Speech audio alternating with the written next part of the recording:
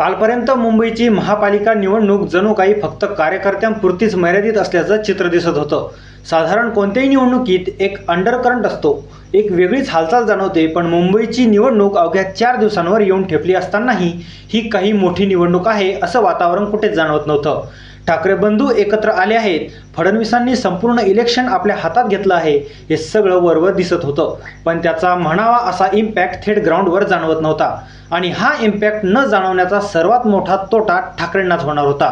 कारण अशा परिस्थितीत मतदान कमी होण्याचा धोका असतो आणि त्यातही कार्यकर्ता पातळीवरच मतदान होण्याची शक्यता अधिक असते। जर मतदान केवळ कार्यकर्त्यांच्या पातळीवर झालं आणि सर्वसामान्य मतदान घराबाहेर पडले नाहीत तर भाजपचा फायदा होणार हे स्पष्ट होतं।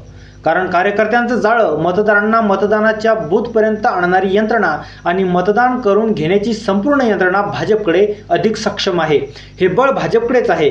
मात्र कालच्या सभेनंतर हे वातावरण बदलताना दिसलं। उद्धव ठाकरेंच्या सभांना होणारी गर्दी आणि राज ठाकरेंच्या सभांना होणारी गर्दी या दोन गोष्टी एकत्रितपणे समोर आल्या। ठाकरे बंधूंच्या सभेला अभूतपूर्व गर्दी झाली। गर्दी मोठी होती हे नाकारता येणार नाही, तरी सुद्धा आशिष शेलार यांच्या फॅन पेजवरून सभेपासून दूरवरचा एक व्हिडिओ पोस्ट करून सभा फ्लॉप झाल्याचं सांगण्याचा प्रयत्न करण्यात आला। अर्थात यावर शेलारांचा फॅन पेज ट्रोल झालं।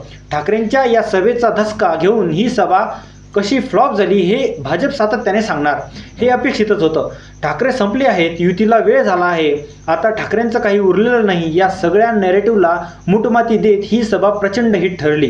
त्यामुळे मुंबईत खऱ्या अर्थाने निवडणुकीचं वातावरण तयार झालं असं म्हणता येईल। आता प्रश्न असा आहे की या सभेचा नेमका इम्पॅक्ट काय झाला, काय बदल घडतोय, एका सभेमुळे वातावरण खरंच कसं फिरू शकतं, हे सगळं समजून घेण्याचा प्रयत्न आपण या व्हिडिओत करणार आहोत। नमस्कार, मी रतन आणि तुम्ही पाहताय न्यूजवाला। आतापर्यंतच्या मर्यादा काय होत्या हे समजून घेणं गरजेचं आहे।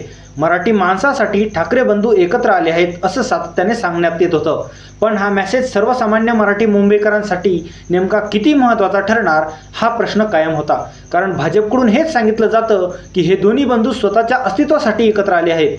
दोन्हीकडून राजकीय चिखलफेक सुरू होती आणि मराठी मतदार शांतपणे हे सगळं पाहत होता।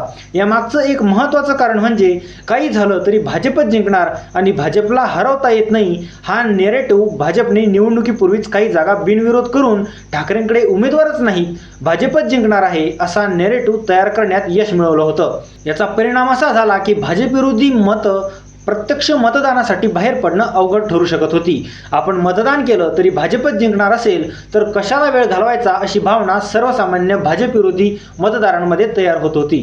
त्यातच निवडणुकीचा एक बेसिक नियम म्हणजे हरणाऱ्या उमेदवाराला मतदान केलं तर आपलं मत वाया गेलं ही भावना। त्यामुळे ठाकरेंना मतदान केलं तरी ते वाया जाईल असं मत तयार होण्यासाठी पोषक वातावरण निर्माण केलं जात होतं।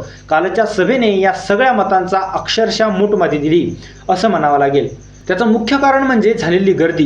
ही गर्दी एवढी अभूतपूर्व होतीच, पण त्यासोबत पाटलांच्या शेतात मक्याची कणसं आम्ही नाही आणली, भाड्याची माणसं नाहीत अशी घोषणा लोकांनी स्वतःहून दिल्या।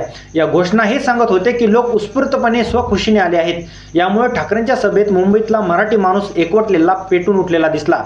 हे चित्र स्वरूपात समोर आलं आणि त्याचा थेट परिणाम असा होऊ शकतो की जो मराठी मतदार मतदानापासून अलिप्त राहिला असता तो बाहेर पडण्याची शक्यता वाढते। अर्थात हा मतदार प्रत्यक्ष मतदानासाठी बाहेर पडेपर्यंत ठाकरेंना हवा तसा इम्पॅक्ट मिळणार नाही हे तितकंच खरं आहे। या सभेमुळे घडलेला दुसरा महत्त्वाचा बदल म्हणजे ही निवडणूक लोकांनी बनवण्याचा प्रयत्न। राज ठाकरेंच्या भाषणामुळे ही निवडणूक फक्त राजकीय पक्षांनी न राहता लोकांची होताना दिसते। आता घरात बसलात तर संपून जाल असं ते सातत्याने सांगत आहेत। अदानी आणि भाजप कशा प्रकारे सर्वसामान्य मुंबईकरांना संपवतील हे ते पोटतिडकीने मांडत आहेत।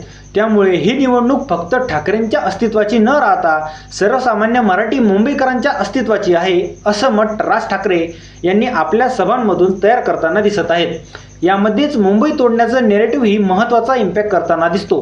आजवर प्रत्येक निवडणुकीत शिवसेना मुंबई महाराष्ट्रापासून तोडणार असा आरोप केला जात होता, मात्र यावेळी राज ठाकरेंचा फोर्स इथे महत्त्वाची भूमिका बजावताना दिसतो। वाढवण बंदरापासून कशाप्रकारे विकासाची दिशा वसई विरारकडे वळवली जात आहे हे राज ठाकरे सहप्रमाण लोकांसमोर मांडत आहेत। बुलेट ट्रेन सुरत ते मुंबई अशीच का आहे, सगळा विकास गुजरातच्या दिशेनेच का चालला आहे हे प्रश्न उपस्थित करत अदानींच्या माध्यमातून मुंबई गुजरात कसं जोडलं जात आहे हे दाखवलं जात आहे। हा फॅक्टर या सभेत ठासून समोर आला। याचा परिणाम असा होतो की मराठी माणसाच्या एकजुटीसाठी अँटी उत्तर भारतीयापेक्षा अँटी गुजराती सेंटिमेंट तयार होण्यास राज ठाकरेंमुळे मदत होताना दिसते। सभेचा तिसरा महत्त्वाचा फॅक्टर म्हणजे मुस्लिम आणि दलित नरेटिव्ह। अकोटच्या निमित्ताने MIM सोबत जाण्याचा निर्णय घेऊन भाजपने स्वतःच्याच पायावर धोंडा मारला आहे। जी भाजप हिंदुत्वाच्या मुद्द्यावर निवडणूक मोठी करण्याच्या तयारीत होती ती भाजप ठाकरेंच्या सत्तेतून तुमचं बोगस हिंदुत्व बाहेर काढू या इशाऱ्यांवर बॅकफुटवर गेली आहे। एकीकडे राज ठाकरे आपल्या भाषणाची सुरुवात मराठी बंधूंनो अशी करत आहेत, तर उद्धव ठाकरे माझ्या तमाम हिंदू बंधूंनो अशी सुरुवात करत आहेत। हा ठाकरेंचा बॅलन्स महत्त्वाचा ठरणार आहे, कारण मुंबईत मोठ्या प्रमाणात कोकणी मुस्लिम देखील आहेत। अशा वेळी संयुक्त महाराष्ट्र चळवळीत महत्त्वाचं योगदान असलेल्या शाहीर अमर शेख यांची आठवण उद्धव ठाकरे करून देत आहेत। आता शाहीर अमर शेख यांच्या नावाला मुस्लिम म्हणून भाजपने विरोध केला तर भाजप मराठी विरोधी आहे असा नेरेटिव्ह उभा राहू शकतो। गूढ मुस्लिमचा धागा पकडून भाजप ज्या प्रकारे सिलेक्टिव्ह हिंदुत्व पुढे आणत आहे ते उघड करत ठाकरे भाजपची कोंडी करताना दिसत आहे। एकीकडे उद्धव ठाकरे अमर शेख यांचं नाव घेऊन मुस्लिम बाजू सांभाळत आहेत, तर दुसरीकडे राज ठाकरे डॉक्टर बाबासाहेब आंबेडकरांचे संदर्भ देऊन दलित नॅरेटिव्ह जोडत आहेत। संयुक्त महाराष्ट्र चळवळीत मुंबई महाराष्ट्रापासून दुरावू नये यासाठी डॉक्टर बाबासाहेब आंबेडकरांची भूमिका अत्यंत महत्त्वाची होती। मुंबई महाराष्ट्राचीच आहे हे त्यांनी ठणकावून सांगितलं होतं, मात्र त्यांचं हे योगदान अनेकदा दुर्लक्षित केलं जातं। ठाकरेंनी आंबेडकरांच्या या भूमिकेचा उल्लेख केल्यामुळे मराठी फॅक्टर सोबत दलित बांधव जोडण्याची प्रक्रिया सुरू होऊ शकते। थोडक्यात सांगायचं तर संविधान बदलाच्या भूमिकेमुळे जसा मोठ्या प्रमाणावर मतदार बाहेर पडला आणि महाविकास आघाडीला लोकसभेत त्याचा फायदा झाला, तसंच काहीसं इथे घडण्याची शक्यता आहे। आतापर्यंत मराठीसाठी ठाकरे एक झाले हे परसेप्शन तयार केलं जात होतं, पण ते सर्वसामान्य पातळीवर पोहोचतंय का याबाबत मर्यादा दिसत होत्या। किमान या सभेमुळे त्या मर्यादा दूर होण्याची शक्यता दिसतीये। आता अजून 3 दिवस मतदानाला आहेत। या काळात हेच वारं कायम ठेवणं, ते अधिक तीव्र करणं आणि प्रत्यक्ष मतदानाच्या दिवशी मराठी माणसाच्या रांगा मतदान केंद्रावर लागल्या तर त्याच दिवशी ठाकरे भावांनी धमाका केला असं म्हणता येईल। सध्या तरी या सभेमुळे वातावरण निर्मिती झाली आहे एवढं नक्की। तुम्हाला काय वाटतं, मुंबईत ठाकरे ब्रँड धमाका करणार का? तुमची मतं आणि प्रतिक्रिया कमेंटमध्ये नक्की सांगा आणि अशाच माहितीपूर्ण व्हिडिओसाठी न्यूजवाला या यूट्यूब चॅनलला सबस्क्राईब करायला विसरू नका। धन्यवाद।